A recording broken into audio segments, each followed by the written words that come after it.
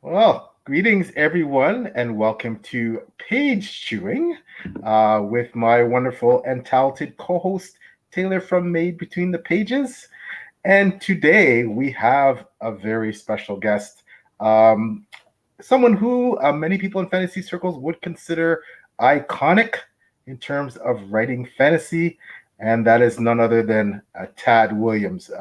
Tad, thank you so much for joining us. We're so honored to have you on the show.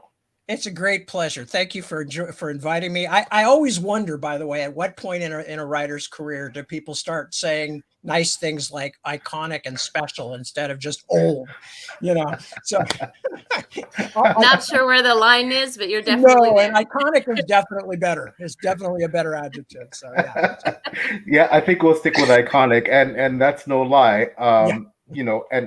And where we'd like to start this conversation is that again, you are considered iconic, and one of the reasons you're considered iconic is because so many writers who they themselves are considered iconic and signal in the field, they speak about being inspired and influenced by you and your writing. So writers such as Brandon Sanderson, George R. R. Martin, John Gwynne, they all talk about Tad Williams as someone who has inspired them.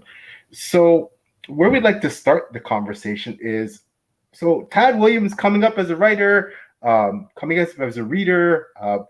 Who inspired you? Who are the authors that made you want to write fantasy and created a love for you, love of fantasy in you? Well, it was actually a love-hate relationship. Not hate's too strong a word, but obviously there were people who influenced me. The first ones being a lot of the kids' books that were read to me when I was young, which tended toward being English and kind of E. Nesbit and Wind in the Willows and the Winnie the Pooh books and all that my mom read to me when I was young. When I was about 11, she gave me The Lord of the Rings, and that was a major thing, along with Ray Bradbury's Martian Chronicles. Those were both books that really gripped me in very different ways, but still both really gripped me.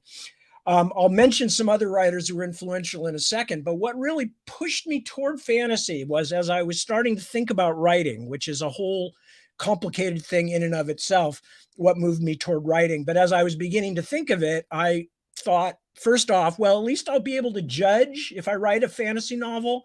I think I'll be able to judge what's decent and, if I've succeeded or not, just because I had read a lot of fantasy. But then the other thing was also in the 70s and early 80s, when I was thinking about this stuff, there were a lot of what I will call not Tolkienian imitators, but people who were so influenced by Tolkien and by The Lord of the Rings that they didn't sort of differentiate between Tolkien as canon and Tolkien as an individual creator. So they took a lot of things that Tolkien picked because he wanted them in his stories, such as certain types of European mythology, what his version of elves were like, or his version of dwarves, or that kind of stuff. And then a lot of the writers that followed him in the early days of my kind of starting to think about the field very much just kind of went, oh, that's canon. That's how it has to be.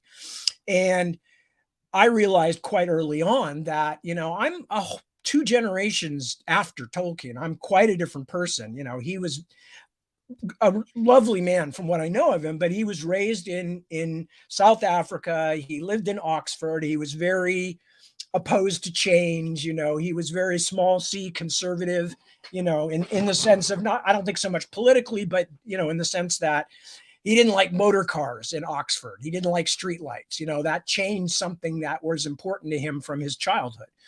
So, and also, oh yeah, and he was like a cradle Catholic as well, so very religious. And I'm none of these things. I come from a family with no religious thing whatsoever, very open-minded about like, hey, whatever you want to do in life and believe in life is fine.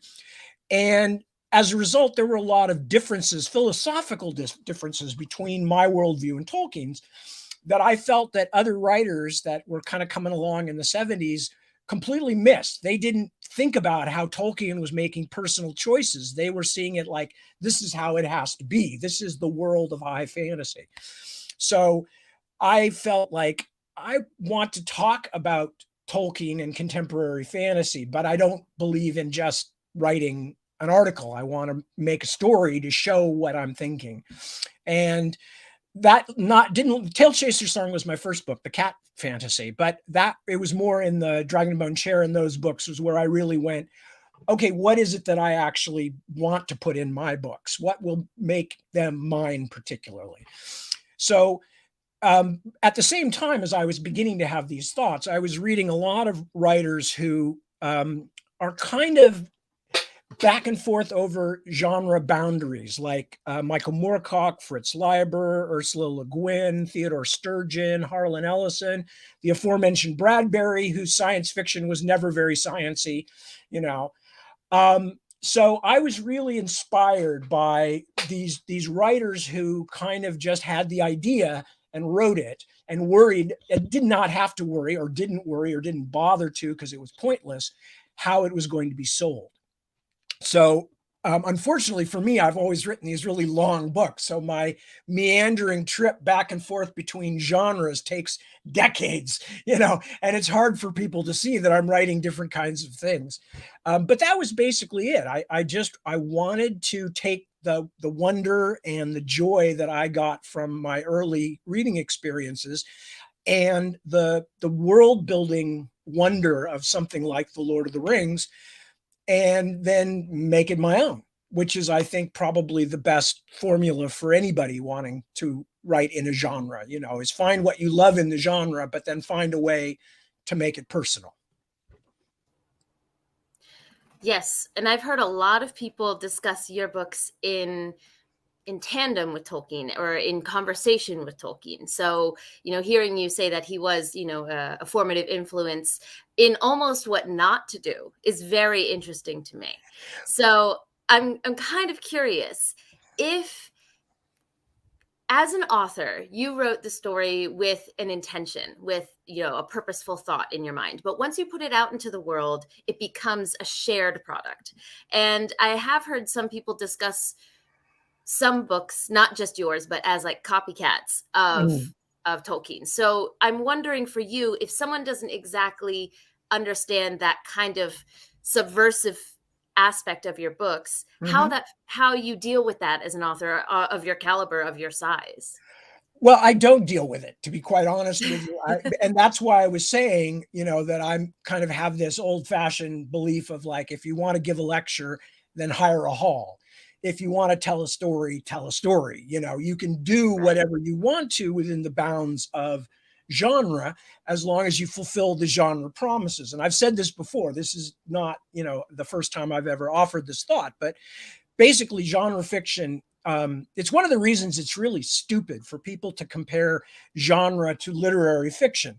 Literary fiction is not a genre. Literary fiction is just what everybody agrees is, a certain kind of mainstream fiction. It's mainstream fiction with ambition. Genres always have both things contained in them. They have the low end, which is just trying to sell books to people who love dragons or mysteries or romance or whatever. That's, the commercial end of the genre. But at the upper end of all these things, even romance, if you think about, the really good writers who are sort of on the edge of that, at the upper end, all of these things are literature, in all genres, and certainly in our genre, certainly in fantasy and science fiction, there is genuine literature.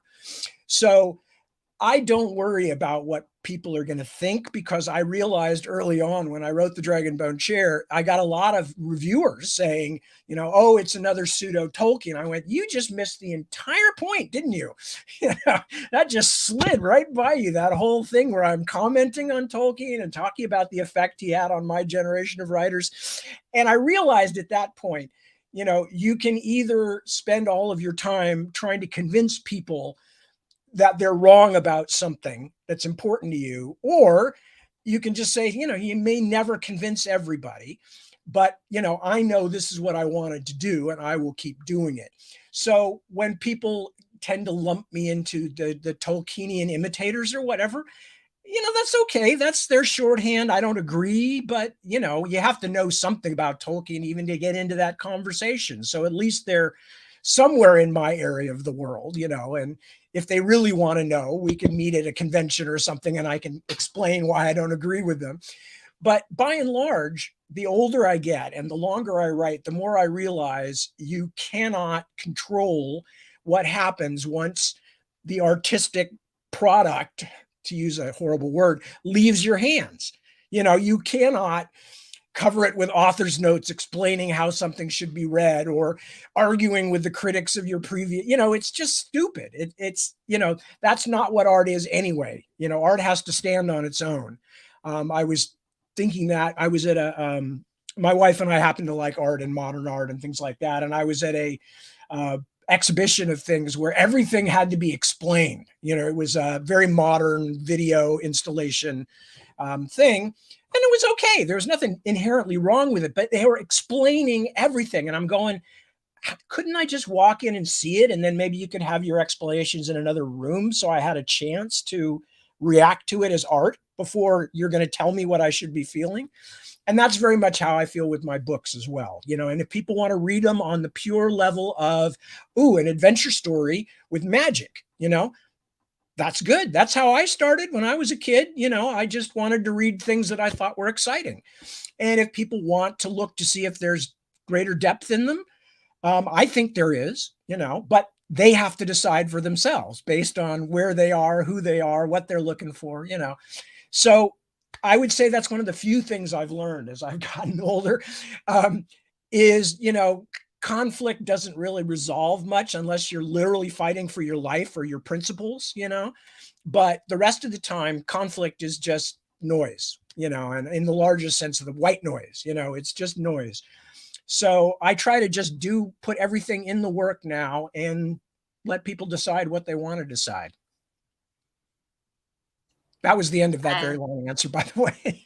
No, people are here to listen to you, not us. I love that. I'm not sure. And I know PL, I know PL really probably resonated with that because I know your main character as well, PL, is used for commentary, not only commentary, but often. And some people don't quite get the commentary, I've heard. So that's exactly. Yeah. I mean, that's one of the amazing things about the internet. Okay. Is that you have this instantaneous ability to communicate with people literally all over the world. And if you speak English, you have the added advantage that that's, become the amusingly named lingua franca of the modern world in most ways. So you have this huge outreach possible. The fact is, though, is that most of what we talk about is still over the back fence gossip of some kind or another. It's mostly, ooh, did you hear what so-and-so did? Or can you believe that he wore that? Or, and that's carried over into politics.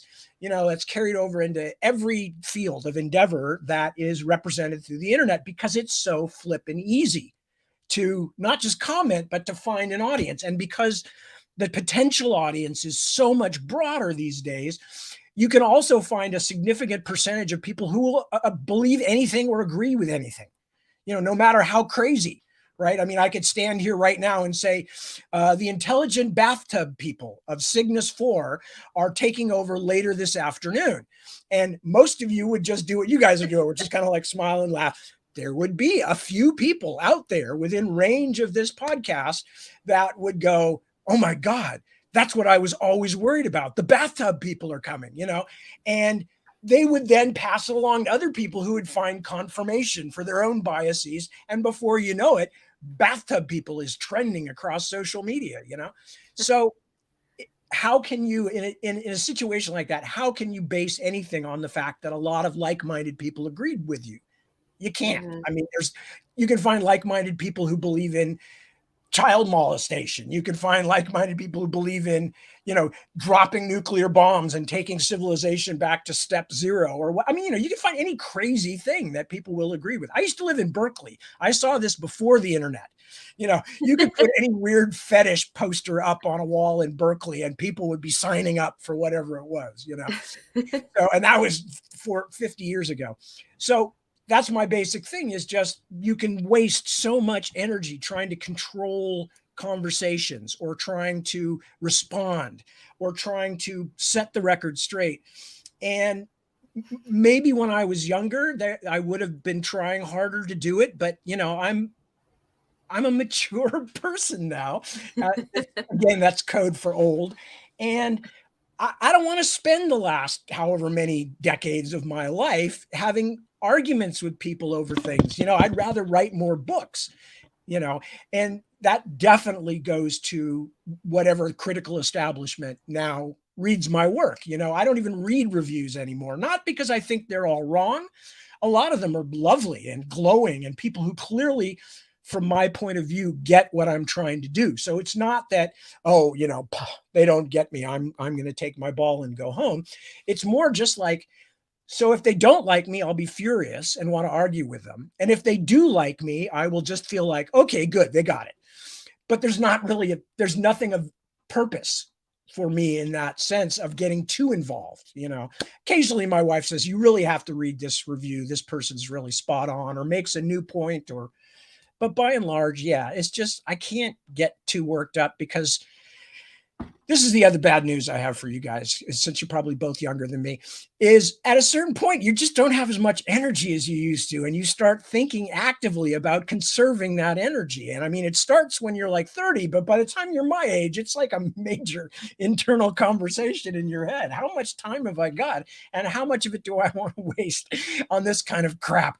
And that happens every day. Not just with books or anything. That's like they get your order wrong from DoorDash or something. And you're going, do I really want to go to the mat over, like not getting enough pot stickers? I mean, like call them back and get them to change my credit card detail. And no, the hell with it. So anyway, I don't know how I got to pot stickers, but that tends to happen to me. Well, you nailed the age that it starts, because I currently am 30 myself, and I have noticed a shift in my view of what is worth my time and what is not. But something else people often say also, and when they talk about your work, is most people mention the slow pacing of mostly the larger epic fantasy. And if you can't tell on my shelves behind me, I'm a fan of slow paced, larger epic fantasy. So it's all a matter of taste, whether it works for people or not. But I'm wondering, as an author, what are the benefits that you see, or the positives that you see, to a slow-paced story? Is it something you do on purpose, or is it something that just is your writing style and comes out that way? It's a little of both. In that, as far as it being now something that's fairly established, my readers, or a lot of my readers, do want these long, complicated, in-depth volumes. So there's a kind of a pressure to do that. That's definitely there. But it started originally in much the same way that my love for Tolkien in general started. And one of the things I loved about The Lord of the Rings is you could tell at the beginning of the book that Tolkien himself was not sure where things were going. There's a lot of elements that aren't completely crystallized in the first parts of the books. But the positive element of that, and what I took to heart, was you feel very invested in the world, because you've had time. In Tolkien's case, you've spent time in the Shire, you've been to a big party, you've seen, Frodo selling off Bag End and all this kind of stuff, met Sam, met the gaffer, all this stuff that makes you feel like, all right, I know the Shire. And because the hobbits are the focal point characters through much of the books, and their love of their home and their fear for it being changed in a permanent negative way is very, very much a part of who they are as characters, and how we as readers put ourselves into the story, because we all have those kinds of feelings of what's important to us. So when I was starting the Dragonbone Chair, and what I wanted to do, I had one of my goals with the Dragonbone Chair was to enact the journey, not so much a hero's journey as just the human journey of starting with the familiar and what you've been raised with, and the expectations you have of what is real and what is true and what is important, and how, as you move out into the world, whether in a geographical sense, as Simon, the character, does, or in a a life experience sense, as most of us do, whether we move anywhere or not. We get older, we get more experience. I wanted the reader to feel invested in the familiar of what was Simon's belief about how the world was, which was kind of quasi-medieval, fairly settled, had been decades under the same ruler, et cetera, so that as you get out into the world, that first of all, the things that change and that he learns are more surprising to you because you've been well established in what is the norm, but also because there are a lot of parallels in all of our journeys in life where we have to go out in the world to find out which of the things from our youth or childhood or whatever that we want to hang on to, and which things don't bear up against the experiences that we have out of, whether, when we go to college, we go to work, we go to, we get married, or we find a partner and start a family, whatever it might be, we begin to change. So I wanted that. So I wanted all of this stuff to seem like, okay, we really know the starting point for this world, because then it's going to start to change, not just for the character, but then later on, the entire world falls apart. And I wanted readers to feel that.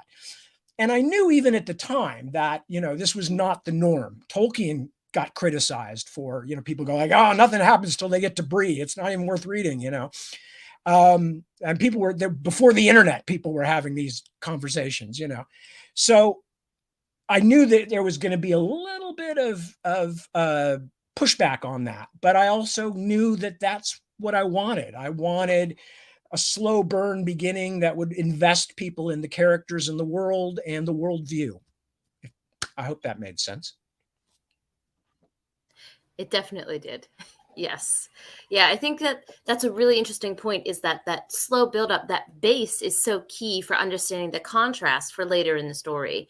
If we take off running, which, depending on the genre can definitely work, but for larger fantasy, when you have, those stakes, the world ending stakes, you need to understand what is ending.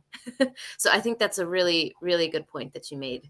There. Well, yeah, because these big books tend to be about catastrophic circumstances. There are some that aren't, but I can't think of very many of these multi-volume things that are not. I'm thinking of Gene Wolfe, or what George just did, or, what George is still trying to finish, or, any number of other things. But, they're all about these apocalyptic periods in the history of whatever culture it is, or cultures. So, yeah, I mean, if you don't know it, you're just dropped into the middle of it. It's like somebody suddenly takes you to another country and drops you into the middle of a sports stadium and says, all right, we're going to watch this great match. You're going, I don't even know what they're doing out there. Is that a ball? Is that a puck? Is that is that a live hamster they're batting around? I mean, you just don't know. So it helps to invest people. Sorry, I just started off again. There we go. But that's it. Yeah. No need to apologize at all. And then something else that you mentioned in the beginning of this interview that I found absolutely fascinating when just looking at the larger scope of your works is how many genres you've written. So I think, the Dragonbone Chair and Memory, Sorrow, and Thorn is the main thing that people think of. But I didn't even know that you had written a middle grade. And you've written, like you mentioned earlier in this interview as well, a cat fantasy was your first fantasy. Mm-hmm. There's also, I believe you call it fantasy, but there's a very sci-fi, the Otherworld series. Otherland is definitely an epic fantasy, but with very serious sci-fi trappings. I mean, it's meant to be read as sci-fi. It's more sciencey than, say, Bradbury. It's more like Theodore Sturgeon sciencey. So yeah. Definitely, I consider it a science fiction. It just has the form of an epic fantasy. Okay, so it's genre bending left and right, all over the place. So as someone who's written so broadly, I'm curious, what inspires you? Like, now is the time to switch the genre, or now I feel like writing this, because it's fascinating to me. Not many others do that. Part of it is that by the time I finish one of these multi-volume things, I've usually been 5, 6, 7 years on the damn thing. And I'm just like, oh my God, I have to write something different. If I have to do any more medieval dialogue, or try to figure out what kind of plumbing people had in, the marsh villages of the 1200s, Iraqi marsh Arabs, or I mean, it's just like at a certain point, can I do something industrial? That was one of the reasons I loved writing the Bobby Dollar books, because they are set, even though it's an alternate version of the San Francisco Bay Area, it's set right now. And that's where I grew up. And as a result, the characters, especially the main character, because he's the narrator, could speak in modern dialect, and could make the kind of jokes that I would make, and I did not have to purposefully retranslate everything back and forth into some, different kind of dialect or different kind of era of speech. So yeah, sometimes it's just like, thank God I get to change something. But also, as I mentioned, if I had lived in a different era, and if I had not been so strongly influenced by Tolkien, I probably would have written shorter and had been even more back and forth. But as I said, I made the tragic mistake of writing these really long volumes. So it's like turning an ocean liner. It just does not happen quickly. You got to finish once you've started one of these things, and we all know what happens when you don't finish in the era of the internet. You just get completely, talked for years for not having finished. So I have to finish these things. And as a result, I don't get to jump very often between boundaries. But I loved all different kinds. I mean, that's the main thing. I grew up on not just fantasy, not just science fiction, but all kinds of writing. And my favorite writers, if I listed them, yes, some of them are fantasy and science fiction writers, but a lot of them aren't. So, I never wanted to feel like I can only write this one kind of thing. And I won't go into it because it's a long, complicated subject, but that's, I think, been the main, not friction, but the kind of main stress point of my career as an adult writer, the last 20 years, 30 years or so, is the push between what's expected of you, what the publishers know will sell, and what your own personal desire is to write. Because I would have written all kinds of crazy crap that I would have loved. I had a horror novel I started. I had all kinds of other things I've started or thought about. I have 4 or 5 in my head right now. But you also have to, at a certain point, you got kids, you got a mortgage, you know what the publishers want from you, which is something that is easy to sell, that they can just say, oh, it's another Tad Williams fantasy, blah, blah, or whatever, whoever they're talking about. So there's a pressure from that end to like, don't do something weird. You're going to scare your audience off and we don't know how to sell it. So yeah, it's always there. But if I had had my way, if I had best of all possible worlds, I would be hopping back and forth over the line. I'd be writing mysteries. I'd be writing pure comedies. I'd be doing all kinds of things because those are all things I like to read. I just froze PL completely. Oh, there he is. He's back. Sorry, no, there he is. I was going like, oh my God, what did I say? I just froze him entirely. And then something actually that PL just brought up from Layla. She had a comment here that said, I also, the next one below that one, maybe PL was the one that caught my attention. It says, I also liked the characterization of the Sithi as having reasons for their perspective instead of just being an other. This really stuck out to me because I've seen when people talk about your works, a lot of what they talk about is how you deal with characters and even history itself as an unreliable narrator. And you really engage with those themes and those ideas. And as someone who mentioned that they were, you were in conversation with Tolkien in a more subversive way, I'm wondering if this kind of had the same feel to it, if you were trying to call to attention the fact that, the histories that maybe a lot of fantasy was based on at that time could be unreliable. Yeah, absolutely. Absolutely, Taylor. Now, one of the things that I wanted very strongly, as I said, I'm a completely different generation, completely different upbringing. And one of the things that I felt had been blindly taken from Tolkien, although it certainly predates Tolkien, was the whole concept of the golden age. And in Tolkien, I think it in part goes straight back to his faith and being Catholic and believing in humanity as a fallen That we are a fallen race. We have fallen from perfection, which we had in the Garden of Eden. And then, we did all those things we shouldn't do. And, but Tolkien's idea of a golden age may have been religiously based, but it exists in other literary formats, and it was completely accepted as canon by all of the writers that followed in Tolkien's immediate wake. And I remember, for instance, reading the first time I read, I've just gone blank on the name of it, Stephen Donaldson's first trilogy, the one about the Covenant. Thomas Covenant, Lord Chronicles of Falcon. Thomas Covenant, Lord Falcon. Lord Falcon. Oh, the first book. Yeah. First book. And I remember reading all of us struggled so hard with that. Did we all just lose our fantasy card? It's been a while. But there's a lot of positives to say about those books as well. So don't get me wrong. This is not me dismissing them, but I do remember a certain frustration. This is before I'd written anything myself, when I was reading them, and there were two things. First of all was how the bad guy showed up and announced that he was the bad guy at the very beginning. And it was almost like he walked out on stage and said, I am more evil than you can even imagine. I am going to do such evil things. And my first response to that was, evil people very seldom think they're evil. They almost always think that they're the only ones who've got it right. And yes, a few weaklings will have to be smushed like bugs for me to put my divine order in place, but that's okay, because I have the true, best of humanity in my mind. And the other thing was that in the Thomas Covenant books, as far as I could tell, it had been like 500 years or more, nothing had happened before Lord Fowl returned. So it was as though they started in, like 1350 France, and now it was 1850 France, but they were living exactly the same. Nothing had changed.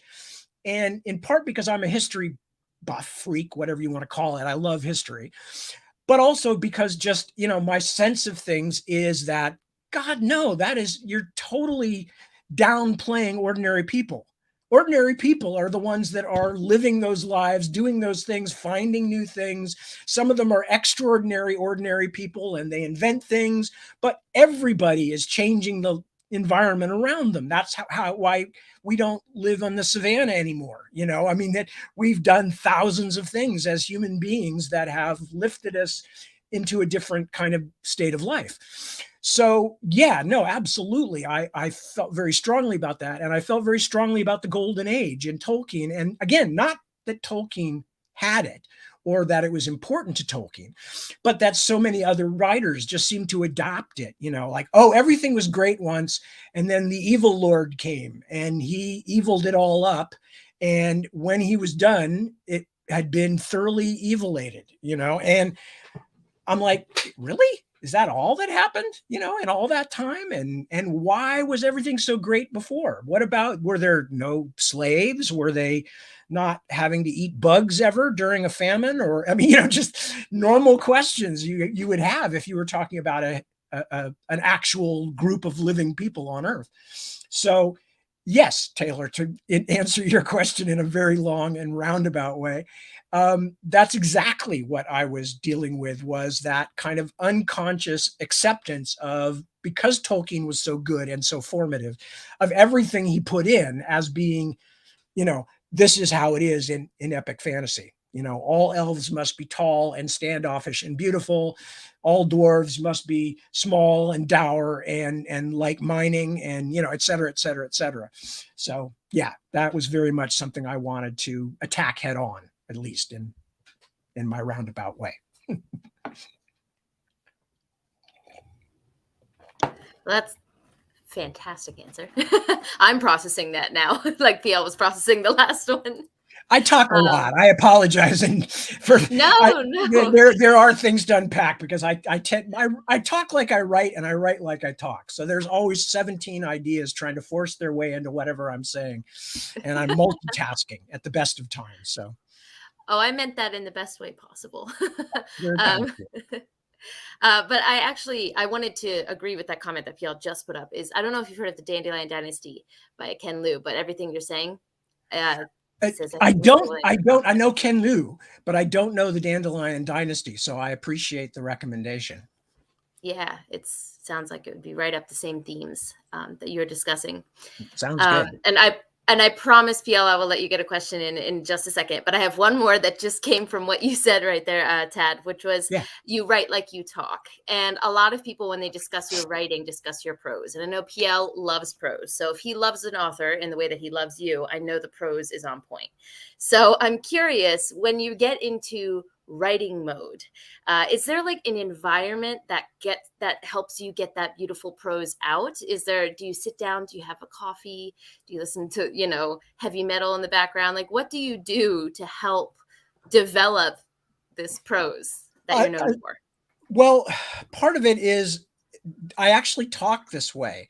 I try not to when I'm doing interviews, but you could ask my wife. I'm always like lapsing off into these weird little codas, to my statements, and 3 or 4 jumps off of where the conversation started. And she's gotten very good at just like going back to whatever she was doing, because she knows I'll run out of steam eventually. But so a lot of it is just, that's how I am. I'm somebody who grew up on words. I love words. I love language. I love communicating and ideas. Both Deborah and I are very big on that whole idea that it's ideas that matter, not things. And one of the things, though, that I find is that I have changed as a writer over the years, in that I am kind of a little less heavy prosy than I used to be. And that's mostly just because my tastes have changed a little bit. So when I was younger, I was more influenced by people like Bradbury and by Tom Robbins, I believe. Yeah, Tom Robbins, the guy who wrote Another Roadside Attraction and Still Life with Woodpecker and all that stuff. And it's very artsy, florid, very complicated similes and things like that, and very funny. And I had a lot of favorite writing like that. John Barth is another one. But as I've gotten older, I have been more possessed by the idea of those kinds of things stick out better when they're in a slightly simpler setting. So I have become a little more spare in my prose. I'm thinking about this because I'm editing at the moment. So it's very much in my mind that as I go through things, if I see two similes or 2 metaphors in the same 2 sentences next to each other, I will oftentimes go, I think I'm going to take out the weaker of the 2 of those, just because, I'm kind of over egging the pudding, as it were. So, but yeah, no, I mean, most of what happens with me in my prose is that I'm just trying to describe what I'm seeing. And I'm fortunate enough to have a fairly good vocabulary. And then when I go back through it, I start saying, yeah, but now what does it feel like to the person reading it? They may not have the same associations that I do. They may not have my endless patience with blather. They may not have read any James Joyce, so they may not want any Joycean paragraphs in the middle of their fantasy novel. So then I will kind of tamp it down a little bit. But I love language, and that's the bottom line. I love language. I love a well-turned phrase. For instance, mentioning somebody who's like hugely important to me as a writer, P.G. Wodehouse, is like, well, one of the, if not the greatest, one of the great comic writers in the history of the English language. And the reason why is because he was a prose master. And you go and read his stuff. I see PL nodding. If you go and read his stuff, that these little bon mots that are just dropped, and they're mostly all offhand, they're throwaways. They're seen from Bertie Wooster's perspective, and he's telling you everything about what a lovable idiot he is without realizing it, and the jokes, they're full of jokes, and they're tremendously funny, and they're all like Dickens. They're very much about defeating your expectation at the last moment. Instead of saying something was gigantic, you would say it was not of such a size as to cause public report, or something like that. You will go all the way around the point to avoid slamming someone in the head with it. So those are the kind of things that affected me when I was very young. When my mom would read to me, I think she was the one who first introduced P.G. Wodehouse to me. And a lot of people like that are really there for me. And some of them are in science fiction. You know, Harlan Ellison used to be that way, Sturgeon, Ursula Le Guin. But it's something I like in any format. And it's very much something that I try to bring to my work. And in that sense, if people like my prose, they're probably much like me. And I'm sorry for them. But, you know, Guilty. you know, I mean, but that's one last point on this subject. You know, this is oftentimes I would get people asking me, more so when I used to leave the house. People would come up to me at conventions and stuff and say, you know, what is it that I need to do to write a book? What are they buying these days?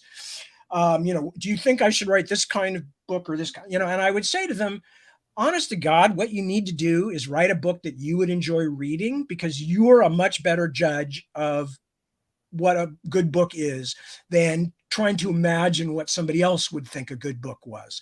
So write the book you want to read that makes you laugh or cry or be excited, and then just hope there's other people like you out there, and that's your audience. And I feel that very strongly, you know, that I speak to people who like words. I speak to people who have a childlike love of these kinds of stories, but have an adult sensibility, and hold them to that standard. You know, that just because they're books that are kind of like the ones we liked when we were kids doesn't mean you can get away with writing books for 7-year-olds and sell them to adults.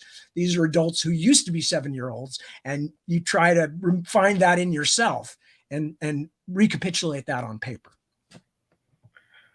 Well, I must say, I truly enjoyed your prose, Tad, in the 2 books that I've read from you so far. So just to put that out there, so fantastic. I have many questions, but I'd love to give our wonderful readers and participants in the chat a chance to. There's a couple in the chat that I'd like to get to. The first one is from the awesome Eddie Castro, and he's a great person, fan of the channel, friend. So Eddie asks, what inspired the War of the Flowers, and will it ever get a narrated version? Well, thank you, Eddie. I appreciate that. Narrated version, like I assume that Eddie, that you mean like a book on, you know, whatever. Audiobook. I think he believes in audiobook. Yeah. Speaking of my command of words, I thought it was already. I thought we had that one, but I might be wrong. I would love to see more have happen with War of the Flowers. It was inspired actually by 2 things. One was the fact that when I was very young, or not very young, when I was a teenager, early young teenager, my mom finally admitted to me that my stepdad was not my biological father, which I already knew. So it was no big deal to me. But it was clearly a big deal to her. So I kind of, when I figured that out at a slightly later age, that it was a big deal for her to talk to me about this.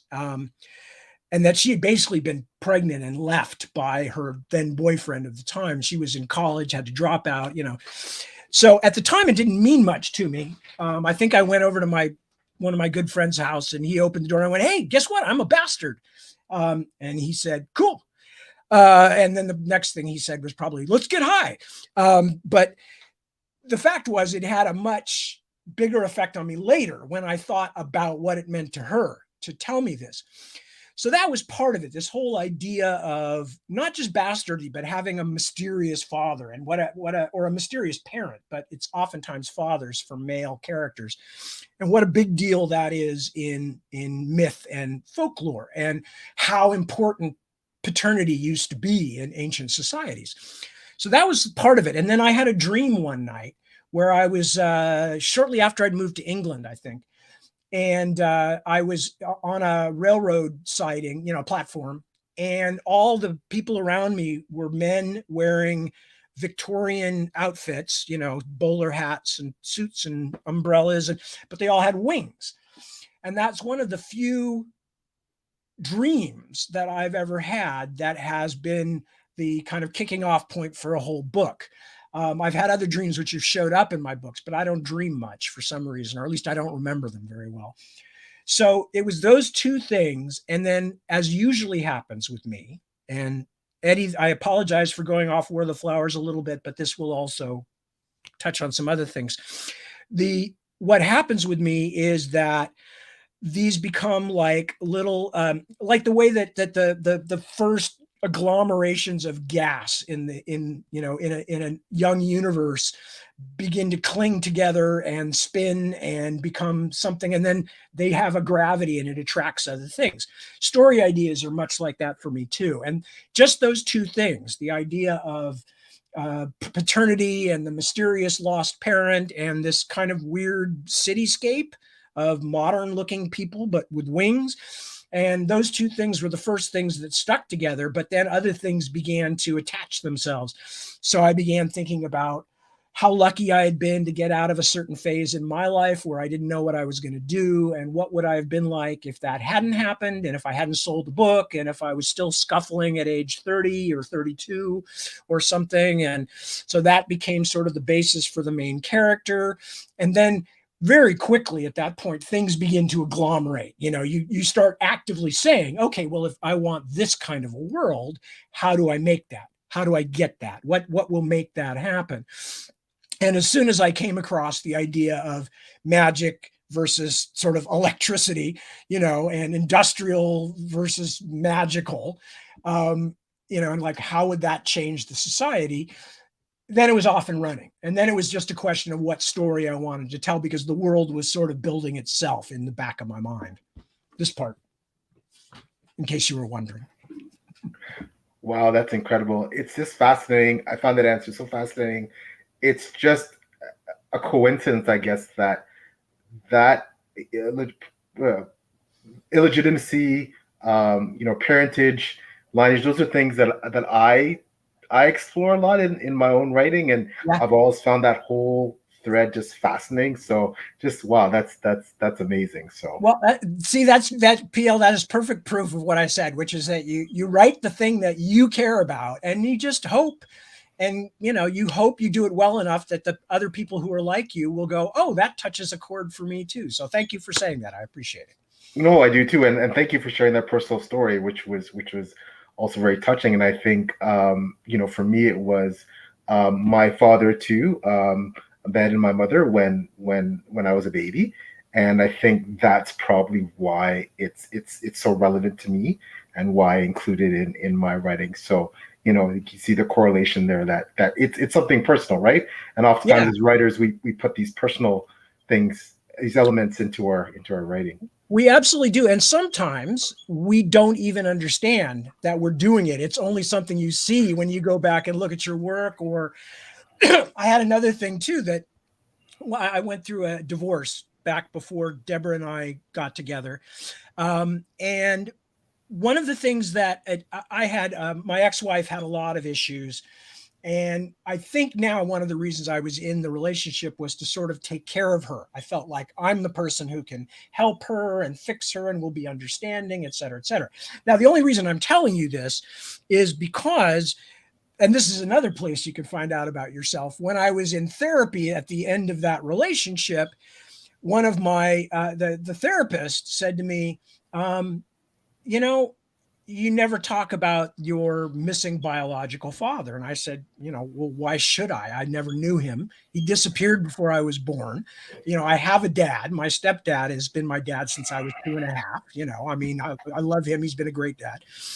And he said, well, I'm only asking because from what you said about your personal life and what I hear from you about your books, everything in your books is always about people trying to save people, especially father figures trying to save people. He said, do you think there could be something going on there? And I just kind of went, geez, God, I'd certainly point that out to somebody if I was a therapist, So sometimes we don't even see this stuff until somebody says, by the way, is that a factor in your life or in your work or something? So yeah, no, of course, the whole, I didn't have a biological father that I knew. So there's something in the back of my mind that says he deserted my family, even though it wasn't a family then, but that's what it meant. And I will never be that person. I will not do it. Even if I stay in situations that are not good until I'm ready to kill myself, I'm so unhappy, but I'm not the person who deserts people. So yeah, you find these things out, and art and therapy, and sometimes they're both the same, are ways to do so. No, I totally understand. Again, thank you for sharing that. And yeah, it's these unconscious or subconscious things that emerge in our writing. So yeah, just it's fascinating. I did want to get to a question from the wonderful booktuber Dr. Philip Chase. Friend of the channel again. Hey, Philip, always great to see him here. And author. Sorry, I forgot to mention author. And he's talking about Philip is also a self-published author and so far very successful. And his question for Tad was, given the increasing viability of self-publishing, would you consider indulging your desire to write something different and publish it on your own? He just adds there that there's a creative freedom in self-publishing. Absolutely. And there are two factors that have mitigated that, Philip, for me. One of them is that because my wife, Deborah, who we first met, she was my British publisher, and she's the business head of our family and the business brain. Me spending more time in self-publishing would invariably drag her into it. And she would have to be very involved in the business end of that. And she already has a lot on her plate, poor thing. So that's something that has made me hesitant. I've actually suggested it a few times, and she's given me this look. And that was nothing more needed to be said. Like, oh, and you know what that means. Yeah. Yeah, you know that look, right? But the other thing is, and this is probably even the bigger factor, is just simply time. Just simply time, because I've got the books that I'm already pledged to write and that I've been given advances on and things like that. I don't very often have the time to sit down with a book from scratch and put it together, because there's a lot of world building involved. I have, as I mentioned, several in my head that I want to write, which might be more appropriately done self-published in some shape or form. And we'll see if I can find the time to write them. I was just saying to Deborah the other night, actually, I'm going to have to write 2 books sometime in the next couple of years at the same time if I want to do some of these other projects. So that's been the other issue, is just, when you write these god-awful long multi-volume things, you always feel like you're keeping an audience waiting, and you don't want to take time away when people are waiting, and work on something else instead. So on the occasions when I have, like sometimes writing a short story or having to do some other project for some reason, I kind of keep my mouth shut about it, because I don't want the people waiting for the next volume of the trilogy stroke tetralogy to be upset that I'm doing something else. Wow.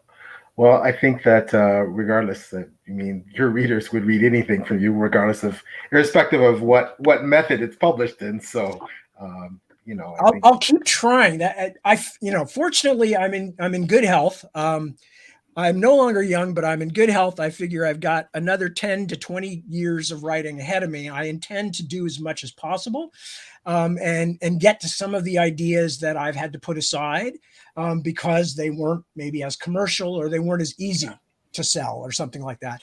So some of that may have to be done with self-publishing, just because my publishers can only do so much. So I'm by no means saying I won't do it. I just haven't had a chance to so far very much. Well, again, we're anxious to read. I still have so much of your works to catch up on. I'm in the middle of Last King of Boston-Ard, and I haven't. Which is kind of leading to my next question, that I started, I guess, backwards in reading that series. That's the first work that I've read from you, rather than starting right. with Memories, Sorrow, and Thorn. Right. So some people might say that's backwards, but one thing I absolutely loved about it is that you're reading these characters, and I'm 54, and I guess it's nostalgia, or maybe it's just you feel there's this commonality with characters that are older a bit. I'm not saying I'm wiser, but these characters wiser, more experienced. They've gone through so much together. It was just I thought it was just so neat to read those first, and knowing that I'm going to go back later on and read the original series. But what was it like to write a follow-up series now with these characters that, it's a bit of a time jump. They're older. Yeah, they've evolved. So and you've grown with these characters, like Oh, you've grown with these absolutely. Yeah, characters.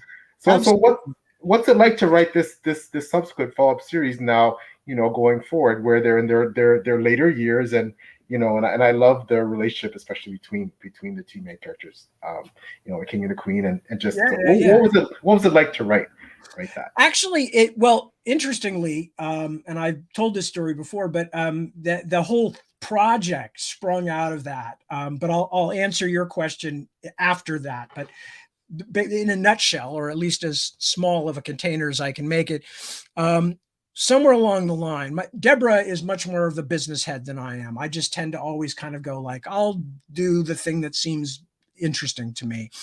But Deborah, being more sensible, has always said, well, people are always asking about this. Why don't you do another one of these, or what, And so we were having one of these conversations. We were probably also broke at the time.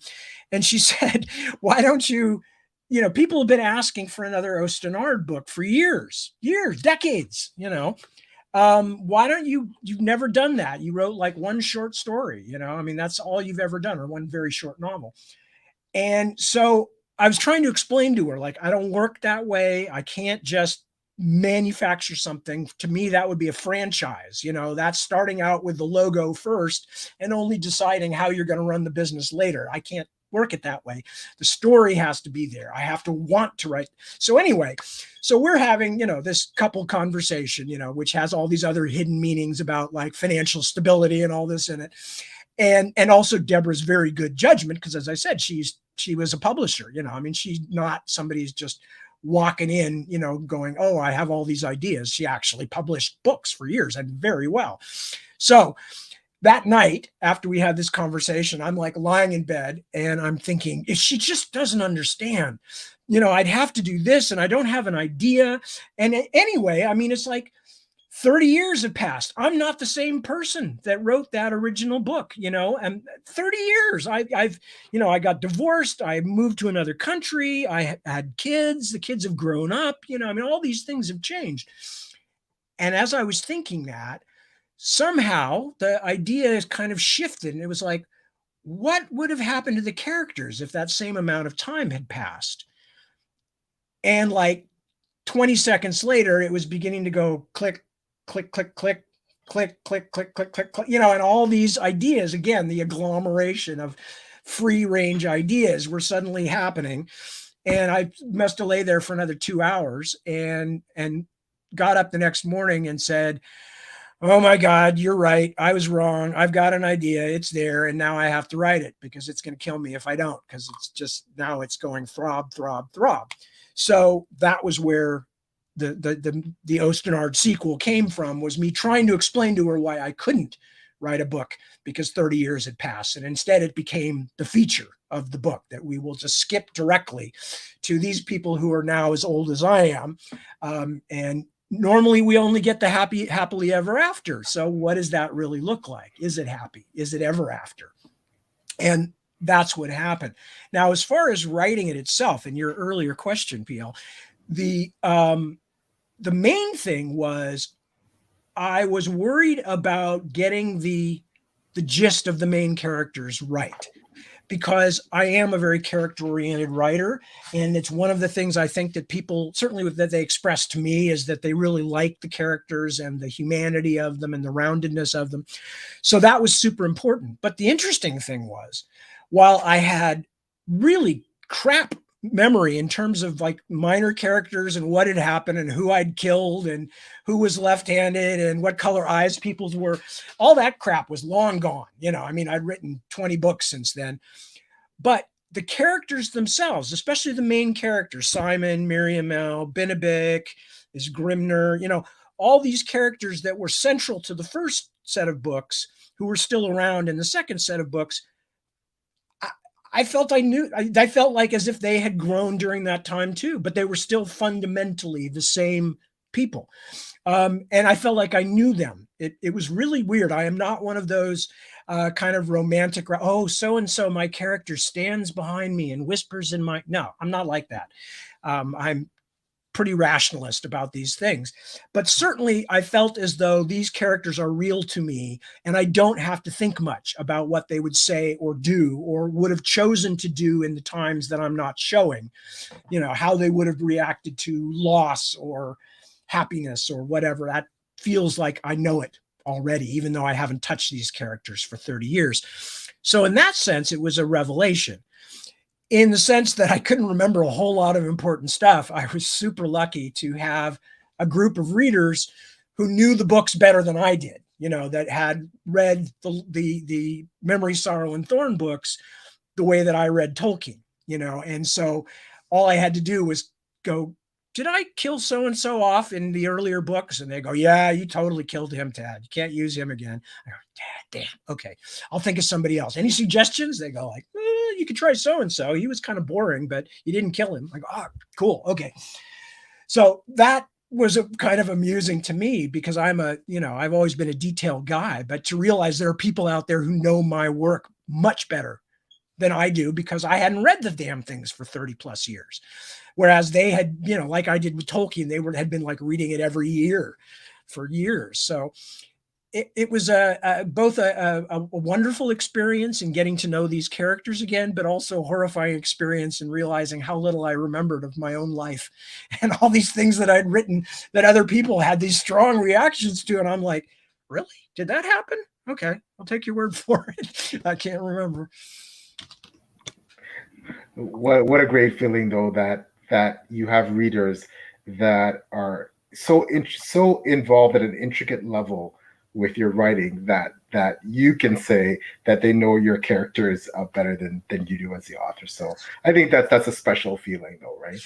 Well, it's certainly, yeah. I mean, I don't know if they know the characters better than I do, but they certainly know the details better than I do. And in some things, they definitely know the characters themselves better than I do. No, it's a wonderful feeling because, I mean, well, you write. Taylor, do you write also? No, I'm not brave enough. Not yet. Okay, I'll just PL's working on me. Okay, I'll just address this to PL then. But I can't speak for you, but I know that for me, one of the biggest things about being a writer and being published and all that stuff was the moment that I realized that some readers were having the same kind of experience with my work that I had with the writers I really, really liked. Yes. And that was an amazing moment, just to see somebody say, oh, I couldn't put it down. I stayed up all night because I had to find out what happened to so-and-so. And that more than anything else that's happened to me, including making a living off of the field, but more than anything else, that is the thing that made me most grateful to have pursued this career, because those connections with books and writers that I loved when I was young were so important to me. And by young, I mean right up into my 20s, were so crucial to me. And, when you love a book, you feel like, I really want to sit down with this person who wrote it. I'd love to just hear them talk and ask them questions, and we'd like get a beer, a cup of coffee or whatever, and just be buddies because I feel like I know them. And I had that feeling about so many writers, and to hear other people having that kind of feeling about my work was a real sense of, okay, I've done something. I have become the next generation for another group of readers. And that's just cool. That's just great. Yeah, I definitely concur. Of course, on a very microscopic level compared to you and your readership and your success. Maybe for now, but you'll find it out more as you go.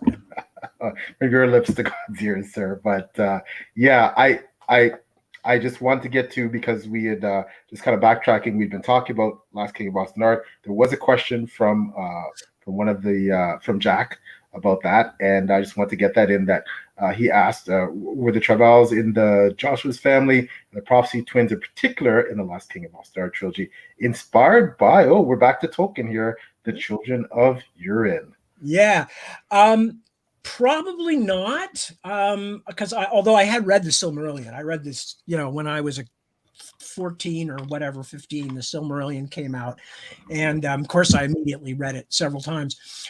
But I don't believe, for one thing, they're a little more downplayed in the Silmarillion than later on when Christopher Tolkien excerpted it and turned it into a whole book. But no, actually, the funny thing about the Josua and Vorsheva's twins and the prophecy is that a lot of people assumed when I wrote that I was setting up a sequel. And that was one of the most common things. People said, "Oh, I know what you did there. I see what you did. You're going to have these twins, and that's the next set of books." Well, you can see if that's what I planned. It took me 30 years to get around to it. And in fact, no, it was rather the opposite. My publishers had to remind me. Betsy Walheim, my editor and publisher, was like, "We're finally going to find out about the twins." And I went, "Oh yeah." Oh, right. Okay, good. Yeah, we'll make that part of the story too. It really hadn't occurred to me at the time. And this goes back to some of the things we were talking about earlier. At the time, when I was writing those books, I mentioned the thing about the Thomas Covenant books and this idea that just like nothing happened until the story. And then all of a sudden, everything goes hog wild and then it's over again and things go back to being placid. And I only put that bit about this kind of significant magical prophecy to these significant characters in there to kind of suggest to the readers, this is how things are in this invented world, that things happen. People get prophecies, people have magical things. Sometimes they're right, sometimes they're wrong, but it's definitely part of this world. So that was my only intention with it. But so I certainly wasn't thinking particularly of the children of Hurin because that was a very significant bit for Tolkien. Whereas, to be honest, this was more of an atmospheric than an actual plot line for me. It was just meant to show this is the kind of world where even though we won't see these children's destiny, but they have a destiny because they are significant children and a significant fairy person has said this prophecy over them. So yeah, probably not specifically influenced, although when you read as much stuff as I do, as probably all three of us do here, that it's really hard to say what influences you and what doesn't. I every now and then I will suddenly see something.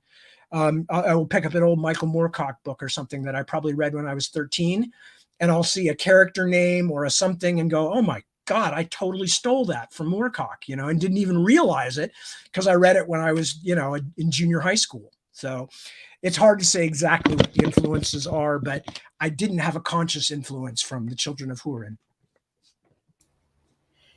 Speaking of influences, not just for writing, but for what we choose to read, if you'll allow me to go with something quite surface level here, we all judge books by their covers, right? So your series, your new series has had a cover change halfway through. And also you recently had the Grim Oak Press version of the Dragonbone chair that came out. And that thing is... wow, that's beautiful. I'm trying not to use curse words, but that is a gorgeous book. So I'm wondering from your perspective, if you've noticed a change in maybe the rekindling of interest in the Dragonbone chair from this new edition, or if the cover change halfway through your current series, if that had any effect on how people are consuming your books. It's really hard to say. For one thing, part of what's going on is that during the process of these books, my career-long American publishers actually left their business arrangement with the larger publishing company because they are a private company. And so they always did all their own editorial and covers and things like that. But they used the sales force and the business structure of a bigger publishing company, which for most recently was Penguin and then Random House Penguin. And then when they merged, why they didn't call it Random Penguin, none of us can figure out because it's so much a better name than Penguin Random House. Random Penguin. I mean, come on. Anyway, it's a no-brainer. So during the course of all of this stuff happening, my publishers left. I won't go into all the details of it, but they left and they basically hooked up. That sounds very Friday Night at the Singles Bar. They basically connected and moved to another publishing empire. And so that stuff has been all very in transition anyway and very complicated. But one of the things that I don't think it was a reason for them leaving the other company, but it was evidentiary of one of the reasons they left the other company, was that at a certain point they just went, Michael Moorcock's too, not Michael Moorcock, Michael Whalen. Michael Whalen is too expensive. We are not gonna authorize you guys to have the most expensive fantasy artist there is. And just basically stepped in and slammed the door and said, you have to, that's not going to be part of your budget now. So yeah, I see the question, Eddie. That's it. That was a corporate decision. I don't think it had anything to do with my publishers moving, but it was certainly indicative of a growing difference of opinion. That said, I was very involved. I've always been involved with my covers in one way or another. And I was involved with the new versions as well, just in the sense of kind of semi-designing them a little bit, or at least telling them what I wanted. If we were going to go, I wanted to go completely different, and not even pretend that it was the same thing, just let's. But now, last part of the answer, do we know what effect this has had? No. And the reason is because this stuff, first of all, getting information like that out of publishers, even with the best intentions on their part, takes a while anyway. It's also confused by a number of other things where various markets bleed together and stuff like that. So, for instance, I sell a lot of English language books in Europe. And so waiting for all the information to trickle back in takes a long time. So I don't really know if it's had any effect. It can't have helped because, Michael Whalen is a brilliant artist and he's done brilliant work that I've been lucky enough to have on many of my covers. I didn't have any control over it. And in a sense, not even my publishers didn't have a control. It was something at a corporate level above them. And that's one of the things that I told some other young writers is that, the benchmarks change over the years. So when you're first out there in the world, all you want to do is have somebody read your manuscript. It's like whether it's an agent or an editor, you just want feedback. You want somebody to know that you are alive and you wrote something. Then you just want to sell something, and that's great. You just want to sell. I sold a book, and then you want that book to get published and edited well and and have a nice cover and all. Anyway, the benchmarks keep moving, but you hit a certain point, and I couldn't tell you specifically when, but after you've had a few books out and had a little bit of success, where the stuff that's going on is political. Those are the benchmarks. The benchmarks are, how much money are they going to put into the ad buy, and are they going to send me on tour? Are we getting sales in certain foreign markets that usually like fantasy or science fiction or whatever? There's all these different things. So for the last 20 years or so, it's all been stuff like this, where everything is about, do my publishers love me? Do they want to make me happy? If they're not making me happy, is it their fault or is there something else going on? It's all this political stuff. And again, I am so grateful to have a wife with a business head and a lot of experience, so that, not that I don't participate in these things, but it means that she does the hard parts of saying, this is a good offer, this is not a good offer, we should definitely grab a hold of this. Oh, did you see this? Somebody wants to interview you and they sound like they'd be a really good choice, or, all that kind of stuff. So she has been running point for me for years, and I absolutely commend myself for my brilliance in marrying her. And we're dealing with, the ups and downs of a career, which I've now been doing for so long, I can actually see it, which is kind of scary, because the first 10 or so years you're doing anything, it's like, well, I might be doing something else, up the line. I might change, or, I might become so famous that I'm catapulted into the world of film or something. But, I've been doing this long enough. I see the shape of it, and it's about politics now. And right at the moment, the politics was no more Michael Whalen. So we deal with it as best we can, and we lament because Michael does great things. Yes, he certainly does. And again, kudos to I think a lot of us would argue that you are already quite successful, and I would think that the whole movie stuff is eminent. Funny coincidence again that just a little funny anecdote there, that my lovely wife Deborah is also my business manager, and she's the one that kind of keeps me on track and puts me back in line and does a lot of things behind the scenes to make the whole PL store thing work. She's not the same Deborah, is she? I'm not being double dipped here by my business manager, am I? No, that's plot twist eminent. No, congratulations, PL. I'm glad you found your Deborah too, and I mean, yeah, it's super important, especially when you work in the arts or in anything, communications, is you need people to believe in you. It's super important, because invariably we will all have those dark nights of the soul where we say, why am I even doing this? Does anybody even care? And you need people around you, whether if you get lucky and you start to get published, then you get some of that from writers, or if you whatever field you're in. But before that point, you better damn well have friends or family or spouses who will say to you, you keep going. I believe in you. That's super important. Yep, I'm sure it goes the same for book 2 with Taylor. That I don't want to speak for Taylor, but I'm sure she can tell you she has lots of family and friends that are imminently supportive, and that's huge, Taylor, in that. Yes. Booktube is a very slow crawl as a build for most people. Some people, shoot off right away, and good for them. But for the majority of us, myself included, it's a very slow crawl, and it takes a lot of, I'm sure, just like writing, passion. It's a passion project until it isn't, and it's a long time till it isn't. So, yeah, and even if it's a passion project, there's still points where it's work. It is work, and sometimes it's really hard work because of the fact that it's art, and when you're doing your best, and when you're just mailing it in.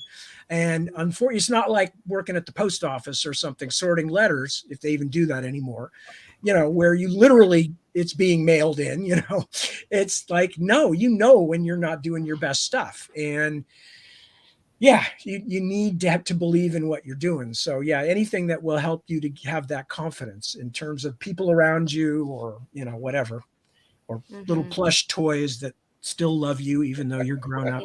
Yeah. Hug them at night, at least you love me, right? Yeah. Whatever it takes. Tell me I'm good, Ladybug. Yeah. Well, as I said, Tab, we would, most of us would argue that you have achieved, very, in some cases, some people might say, lofty level of success. But on that vein, there's a great question there from Zero Sekul. So, what are some fantasy series, books, or authors that you believe are criminally underrated and need more attention, especially novice writers?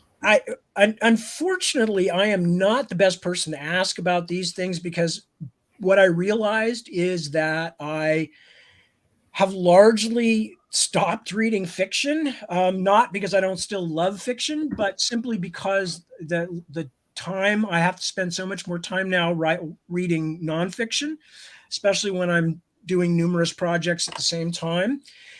So most of the things that I would go, well, have you read this? Have you read that? Are things that were influential to me. I do know there are some things, though. For instance, the Hilary Mantel books on Thomas Cromwell, which is not fantasy, it's historical fiction. But those are brilliant because of the attempt to not just retell historical fact, but to create an understanding of a medieval mindset, or early Renaissance mindset in the main character, because you're in his head quite a bit. And those are just beautifully written. So anybody because if you're writing fantasy, you are by nature usually writing non-current characters. I think that's a wonderful example. And I can't think of the most recent one is The Mirror and the Light and Bring Up the Bodies. And I guess Wolf Hall. Wolf Hall is the first. Anyway, those are strongly recommended. Also, and again, these are Wolf Hall, and those books are fairly recent, but the Lyman Chronicles by Dorothy Dunnett are not super well known, but they're wonderfully written historical fiction. God damn, that woman upsets me because she knew so much. She's making these just incredibly complex references that clearly, she must have read a huge amount of not just medieval history, but medieval and Renaissance literature, because it takes place in the late 16th or early 17th century in Scotland. But the main character is very witty and very clever and has read everything, all the classical poets and all that stuff. And damned if she doesn't just knock you on the head with it, but in a truly wonderful way. And the plotting is brilliant, and the main character is always fascinating.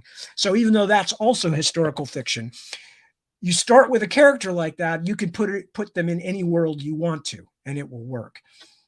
As far as more commonly known fantasy or science fiction, definitely the Earthsea books, the Ursula Le Guin's Earthsea books, because not only is she trying to build a system of magic which felt realistic, but a world in which it felt like that magic would be used. So she's both world building and system building.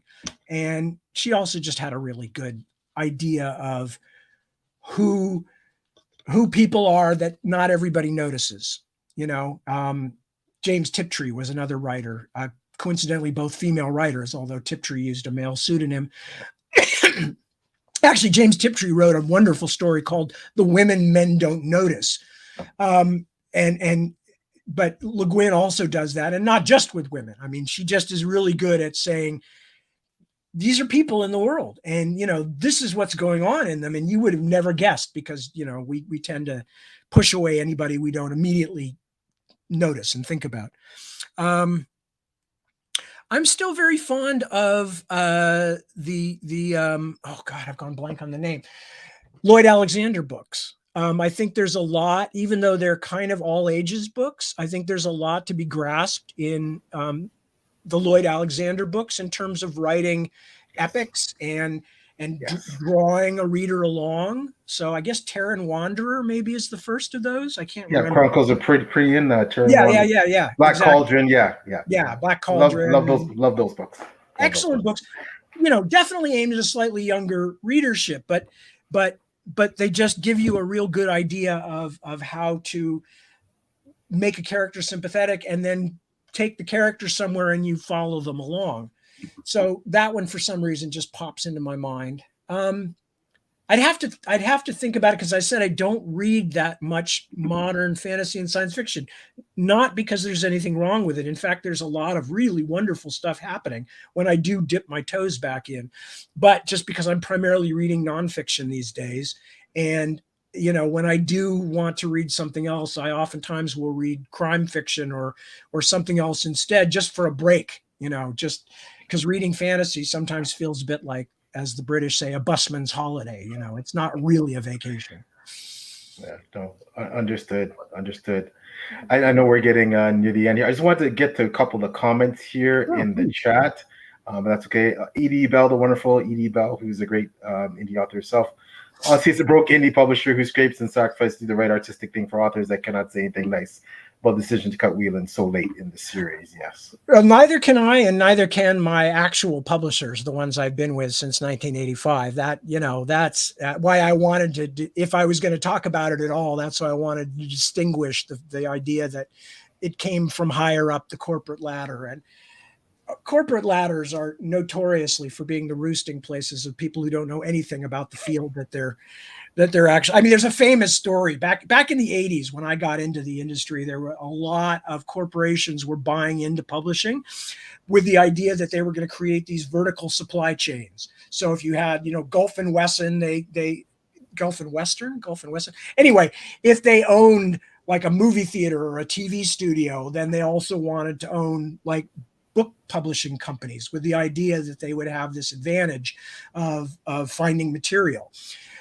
What they didn't understand is that all these businesses are different and you can't just walk in. So there's famous quotes of people like in these corporations who just bought these publishing companies going, why aren't you only publishing the bestsellers? And people having to point out to them, well, first of all, you don't always know what the bestsellers are. Second of all, there are writers like, say, Elmore Leonard, who publish 40 goddamn books before they become world famous, and then, Elmore Leonard actually is a great example because he was like 20 years or more in the wilderness. Yeah. And then by the end of his career, he was an instant movie factory. And his new book would come out and somebody would buy the rights, and half the time they got made into movies, which is a super high rate.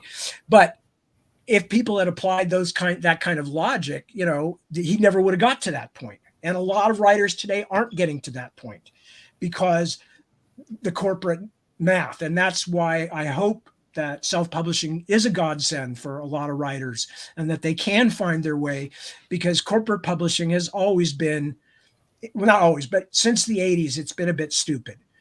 Publishing used to be a kind of a profession that you went into with no idea except that you loved books, because nobody got rich in publishing. That was just a given. The margins are paper thin. It doesn't make a huge amount of money compared to music or TV or something like that. And then the corporations got involved and they were just like, well, why are we publishing all this stuff that doesn't sell very well? Because that's called the mid list. And that's where a lot of the bestsellers will come from if you have patience and nurture them and have real editors and publishers working with them to turn them into great writers. They're not Shirley Temple. They're not going to be stars when they're 6 years old, all of them. Some of them have to develop over time. Anyway, sorry, that's a bit of a pet bugbear of mine because Deborah had to go through a lot of that, even though she had some pretty good situations, but she still ran into a lot of stupidity. So yeah, that is unfortunate. Just you were mentioning Elmore Leonard, and we talked about movies adaptations. So Jack asked if there's any word on an Austen Ard adaptation that you can speak on. Perhaps you can't contractually, but I can say that at the moment there's nothing significant going on with Austen Ard. We have a few other things that there's some distinct possibilities on that I won't talk about. Not because I'm worried about the legality, but just because my experience is that as soon as I talk about something, that it automatically just sinks bubbling into the depths, and everybody on board is killed, and it never gets salvaged. So I'm just going to keep my mouth shut about it and see if it happens. I've had that happen to me. You know the Beatles song "Taxman," right? There's the lyric in it, which had to do with the British taxation system in the mid '60s. There's one for you, 19 for me. Yeah. Well, sorry about that. Well, Deborah and I have a very strong belief that with these kinds of things, when you get somebody coming to you going, "We're really interested in making something out of something that you own the rights to," 1 out of 20 of those turns into anything. But the problem is, you never know which 1 out of the 20. So just like what we were saying about publishing, you have to nurture them all until they explode into flames and kill everybody around them, or, and we've had those kinds of things happen. I mean, I don't know if anybody listening to this will know this, but I mean, we had a whole thing where we had some people who were trying to turn Tail Chaser's song into an animated film, which seemed pretty obvious. And they were going around for years trying to get support, and they finally got a financial thing in place. And it turned out that it was with the Saudi Arabian Prince's Arts Fund. And like right as we were about to sign the papers, the journalist Jamal Khashoggi was beaten to death by the prince's hired thugs. And of course, at that point, I mean, half the people I was working with were Jewish and had been a little bit like, Saudi Arabian money? I'm not too sure about that anyway, because of all some of the other things they support. But as soon as that happened, we just all went, well, that's the end of that. There's no possible way we're going to take money from Saudi Arabia in this particular, until something's done about this, which, by the way, it never has been done. Nothing has ever happened to and nobody's been punished except in the most ridiculous ways. Anyway, but so that's the example of something that was like 5 or 6 years leading up to that, of negotiations, meetings, me rewriting scripts or editing scripts, or blah, blah, blah, blah, blah. And then, and in a matter of one weekend, the whole thing went gone. So yeah, I'm a little superstitious, but if it happens, it happens, and I'll be perfectly happy. I won't be shocked or surprised if it's not exactly like my work, because that's what an adaptation is. Naturally, I would hope that it would be done by somebody who cares enough about the work in the first place. And the people that we've been talking to about things are in that category. So we'll keep our fingers crossed. But beyond that, no news. And at the moment, nothing on Ostenard. Everybody said to me, oh, Game of Thrones is so big. And George is always talking about how big an influence you were and stuff like that. Man, those offers are going to come rolling in. Literally nothing. Crickets, tumbleweeds rolling past, not a word. So that could just be because, like they told me once with another project of mine, we don't need a fantasy television show. We have Xena, Warrior Princess. Why would anybody need another fantasy show? Nothing against Xena, mind, except for what I was proposing was nothing similar at all. But you know, that's you're crazy. dealing with people in a different market. You know, they don't see things the way that insiders do. They're like, well, that's one fantasy show. What? How many more can they want? So. Well, that's well, I'm sorry to hear that the project fell through, but I just, the more that I hear about the process of creating adaptations, especially from like fantasy works that have a big fan base already built in, like if even Sanderson is saying things are unsure and I'm not, getting direct deals, it's like, that process has to be lots of smoke and mirrors. Because... Oh, absolutely. Yeah. No, I mean, to be honest, and I have some little experience in this, it's a miracle movies ever get made, to be honest with you, let alone, movies with anything difficult about them. But just the process of making them requires so many things to come through. There's just dozens and dozens of them that blow up way before they ever get to the first test flight off the launching pad. They just don't ever make it. So it's another thing I learned after having done a little bit of the Hollywood shuffle for a while is just all you can do is just say, if it happens, it happens. And I'll do what I can when the situation arises. But if I sat back and counted on it or got excited every time somebody sent us a query, I'd go nuts. So, I've got a job. It's a very good job. My family relies on it so that they don't die. And because of that fact, I have something that will keep me focused on it. And if anything else happens with Hollywood or anything else, I will certainly tell people. But it's not something I can sit around and hope will happen because, it's just too weird a field. Mm-hmm. I wanted to give Taylor an opportunity to ask some final questions before she does, I just want to point out Jack's comment, which I believe that's a common consensus. Frankly, Tad himself is very underrated compared to the likes of GRM and Robert Jordan. Well, I appreciate that. I liked Robert Jordan as a person. I knew him a little bit. His books were not huge favorites of mine, not particularly because there was anything wrong with them. They were just a type of book that at the time there was so much coming out that I didn't want to read any more epic fantasy. George is a different character in that I already knew George. George was a very good writer whose work I already knew from short stories and from other novels and things like that. So when he went into writing an epic fantasy and credited me in part for showing, I'm paraphrasing him, but saying basically, well, I really like Tad Williams's work. And so, if he can work that mode and make it happen. So I was very interested to see what George would do. And indeed, he made something very special and very personal out of it. And that was great.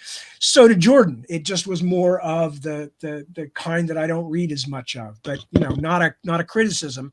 It was also when I started reading less fantasy and realizing that if I'm going to write this stuff, I don't necessarily want to read other people's anything that's close to mine, because that's going to start seeping into my work. And I'd rather have things that are more unusual seeping into my work. I'd rather read Thomas Pynchon or Kurt Vonnegut or, Jane Austen, big favorite of mine, and I'd rather try and bring some of that into my work than the work of other fantasy writers. So.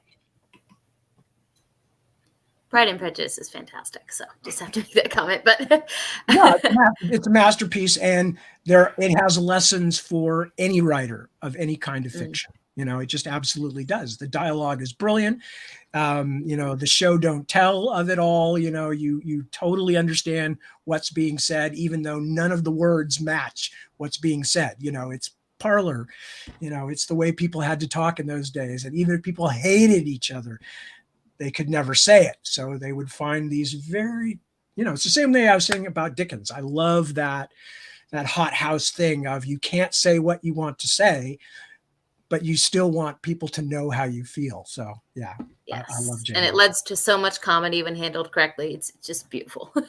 Absolutely. So I know we don't want to take up too much of your time, and thank you so much for already offering as much time as you have. But if you'll humor, my last question is not quite book-based, and feel free to tell me if my information is incorrect. But I heard tell on the interweb somewhere that before you were an author, you had a taco stand. Is this correct? And I that intrigued me so much because my husband is a chef, and we opened a little fried chicken stand for a while as well, as kind of like a side thing we were doing. And I have such a soft spot for food and street food specifically. Yeah. And is that true information? It's partially true. It was one of the first jobs I had after moving out of my parents' house, and I was working in a taco place. It was not mine. I did not open it. It was called Taco Tio, which translates to Uncle Taco. And it was, like on the side of the El Camino, which was the main drag from San Francisco all the way down to San Jose. And we got in all kinds of trouble there, but it was an interesting place to work. And I used to drive back up every night into the hills, which is where I was living there, and felt very grown up doing it. I am a very foodie person, but my history of work experience and entrepreneurial experiences is extremely weird and checkered. I've done so many different kinds of things. My friends and I opened a discotheque. I have been somebody who drew illustrations for army manuals. I sold shoes. I managed art stores. Just done a ton of different things. Worked in different restaurants. It's one of the reasons I'm an inveterate over tipper is, having worked in a restaurant and knowing what that's like, dealing with people. Mm-hmm. I'm like, I am not going to be the one to punish these people for being stuck with my table. Even if the kitchen's slow tonight, I can understand how these things work. So, yeah. And I'm a foodie person. I have thought several times about opening a restaurant, and I congratulate you on having done so. As I said, my friends and I opened a club, and they're both crazy things to do, just utterly crazy. And I'm sure that that's one of the takeaways you came away, at least the first part after you finished doing it. It's like, what was I thinking? I will never do that again. And then a few years up the road, it's like pregnancy. You start to look at it and go like, maybe it wasn't that bad. Yep. Yeah. Okay. Yeah. But yeah. Tattoos, pregnancy, restaurants, they're all the same. Exactly. So yes, I worked in one, have many funny stories from those days, but it was not my restaurant, and it just as well, because I was probably not the ideal employee, nor was anybody else that I was working with. We were 18 years old and just out of high school, and I wouldn't have hired me. I still wouldn't hire me. So. Well, I think having such a varied background must bring so much to your writing, having been in all of these different spaces and with so many different kinds of people, that can only add breadth and depth to what you write. So I think so. Yeah. And because I didn't, like everybody else in my family and everybody else among my friends, they all went immediately to college after they got out of high school. And I was in a kind of a different space. I just wanted to be on my own and supporting myself. Not because I was like in a hurry to get away from my family. My parents were lovely people. But I just wanted that experience. Nobody can tell me anything. All my mistakes are my own. And so I put off going to college for a few years. And then when I eventually did go to Berkeley, I dropped out. And the reason I'm mentioning this is because I met a lot of people I might not have met otherwise, and began to see other parts of the world than I would have if I'd gone straight from Palo Alto, which is where I live again now. Which is very suburban college town. Now it's a big money center, but when I was growing up, it was very much a college town, and had gone straight off to college and then gone into some kind of a career right after that. Whereas, I kind of bummed around for years doing different jobs and stuff, and got a large cross section of people. And I think that's always useful for any writer or artist to have as an experience, to know lots of different kinds of people, and to get over the idea that you are something special yourself, that you're putting your focus on somebody is doing them a favor, that they're somehow less important than you are. That's a really important lesson for a writer to learn. You are not more important than the character or the subject of your painting or whatever it is. And if you're doing that, then you're not really focusing on the thing that you're creating. You're focusing on yourself, if that makes sense. Absolutely. Absolutely does. Yeah, both of us. Absolutely, we're just like, yep, words to live by. Yeah. And I see Drew's comment, and thank you, Drew. Very, very kind. I hope you enjoy the rest of the books. There's a lot of books now. I've written a couple of dozen or more, and some of them are quite long. So if you're just starting to read my work, thank you. It's appreciated. Don't worry, it won't run out right away. And I'll continue to write. So. And we're so excited about that. I personally, I absolutely love the Witchwood Crown and Empire Grass. Have Into the Dark on my, I was on my shelves, and now it's packed in these boxes. Yeah. One of the things I read later on, and looking forward to that, and of course the Navigator's Children to finish off the series. I believe that's the last book in the series. Yes, that is definitely the last book in the series. It was supposed to be 3. I keep doing this anyway. Sorry, a moment of the dam bursting and the regrets flooding out. I keep thinking I can do it in 3, and then I keep getting into the middle of the second book and going, no way I'm going to finish this in one more book. So anyway, but it's definitely 4 because I've done it. I'm just doing the editing right now. So it will not lurch over into another volume. I promise.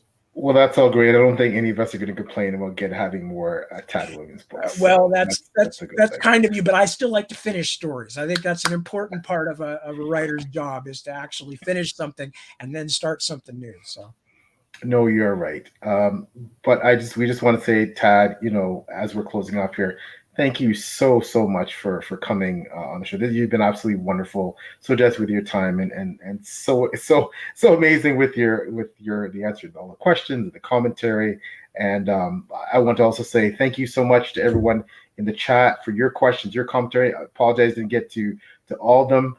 But as we're wrapping up here, I just want to give you, Tad, and Taylor a chance to tell the audience. I mean, for Tad, for you, for the rare person who hasn't heard about your books or your work, where can they find out more about your books? What's your preferred social media? Sure. Places, things like that. And same for Taylor, my wonderful co-host. As we wrap up. Do you want to do yours first, Taylor, or do you want to? Doesn't matter to me. No, by all means, okay. You go first. Well, at the moment, I'm on Twitter, although there's more activity on my wife's Twitter. For some reason, she called it Mrs. Tad. That was not my choice. I was like, oh my God, they're going to think I stood over you with a gun or something and made you name it after me. But as I said, she's the business head. See, she's going, no, because I'm going to put a lot of stuff about you in there. I'm like, okay. Anyway, so either Deb's Mrs. Tad, all one word, or mine, which is just Tad Williams, I think. Or one of my 2 Facebook pages. And I was going to mention, if there's anybody here who had a question that we didn't get a chance to answer, please feel free to go on social media. I think I keep all my social media open to the public so that anybody can post something. So if you have a question or something, please go ahead and post it for me, and I will be happy to try and answer it. And yeah, that's basically it. And I'm waiting for Twitter to collapse, and then I'll, figure out what's next as far as that goes. Because I know a lot of my friends are like, I'm this close to leaving Twitter. So, we'll see what happens. I'll go where my wife goes, because Twitter is her baby. And she lives on it. So anyway, and now it's your turn, Taylor. Thank you. So you can find me on my BookTube channel, Maybe Between the Pages, which you can see below. I have taken a break recently because I just gave birth to a child in the last month. Congratulations. How wonderful. Thank you. So weight, size, have you picked out a gender yet? Yes, from the book of genders you can choose from. Yes. So I have been very busy, taking care of her right now, but right. I do plan to come back soon. So for those of you, who are waiting and are still with me, thank you for being patient. You can also find my book reviews on Before We Go blog, which is a review site that both PL and I are on, run by Beth Tabler. You can also see all my reviews of anything that I read on Goodreads. I am also doing completely not planned in tandem with this interview, but I was doing a pre-me fantasy TBR. Right. And Tad, you were very much on the top of that. So after this interview, consider that bumped up even higher. So you can look forward to thoughts on that soon on my channel. Is that because you've been watching me and you're going, this guy is not going to last much longer? Is that part of it? He's clearly just clinging by his fingernails. No, it's just everything you talk about is up my alley. The themes you talk about, everything. Oh, I can't wait now. No. So, and then if you want to go to my Twitter or any other social media, they're all in the descriptions of my videos on my channel. So that's probably the best place to find them. Excellent. And congratulations again on having a child. I'm sure that's very hard work. I haven't had to do it myself, but I have had to be present for it a few times. So yeah, it's its own reward, as many people say. Yeah, it's reward. It's definitely a reward. There's certainly things about it that are so wonderful you could never get from anywhere else. But it's work. It is work. Yeah, and you still have. Is this your first? It is, okay, yes. So and I still have a few years ahead of you then before you're going to get rid of the diaper bags and start to move toward normality. So have a wonderful time. Enjoy it all. It zips by. Thank you. I really appreciate that. I've already learned the importance of concealer. So, you know, there's a lot of dark circles hidden under here. I hear you. And PL, say hello to your Deborah for me. I will absolutely, and you to yours. You know, yeah, special shout out to the Debras. They're the glue that keep us together. So thank you, sweetheart. Love you very much, Deb. If you're watching, I'm PL Stewart. Most of the time, you can find me with Taylor on Taylor's channel doing page chewing. If my channel, you know, mine is John King Saga 74/7. All links for Taylor and Tad's social media, etc., are also in the thumbnail if you'd like to find there. You can also follow me on Before We Go blog. Like Taylor, I'm an assistant editor there, and I post my reviews on Goodreads, etc. My Goodreads reviews of the first 2 books in Last King of Ostenard, which I thoroughly enjoy, are also there and on Before We Go blog. And for my books, the John Kingdom Saga, 3 books out now, a 4th working furiously on A Lion's Pride, hopefully coming out in 2024 spring.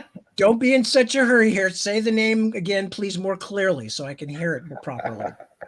What are the names of your books that are out so far? So 3 books so far in the John Kingdom Saga. The first one is entitled A John Kingdom. The second one is in QVC like holding. Here we go.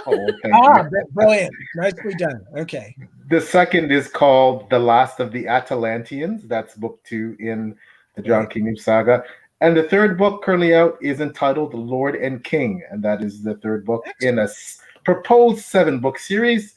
And I am currently working on Lion's Pride, book 4, which is anticipated to be out in the spring of 2024. Excellent. So www.plstore.com is where you can find out more about the books. So congratulations. That is having a book, having a child, both very important things, and neither one of them is easy. So, yeah. Thank you very much. I appreciate that. Listen, Tad, once again, you know, this is one of the highlights of my month for sure to have you on the show. Taylor and I are so grateful, so thankful for you to coming. Special shout out again to your Deborah. She was so wonderful in communication and setting things up. So thanks again, Deborah. Thank you again, everyone in the chat who tuned in to listen, and everyone who will watch afterwards who missed the live. Once again, this is Page Chewing, and you know, it's so great to have Tad Williams on the show. Taylor and I are just over the moon to be able to do this. And Tad will have, and Tad will have to have you back on the future to learn, especially more about things like you being a debt collector. I got stories. I got stories. I can tell stories for days. So yes, peace. Lovely to talk to both of you. Much success to you. And I'd be happy to come back anytime. So. That's fantastic. Don't say yes, because we'll have you back. Sure. I wouldn't say it if I didn't mean it. So. All right, everyone, we're signing off here. Thank you so much for tuning in, and we'll talk to you soon. Take care. Bye now. Bye.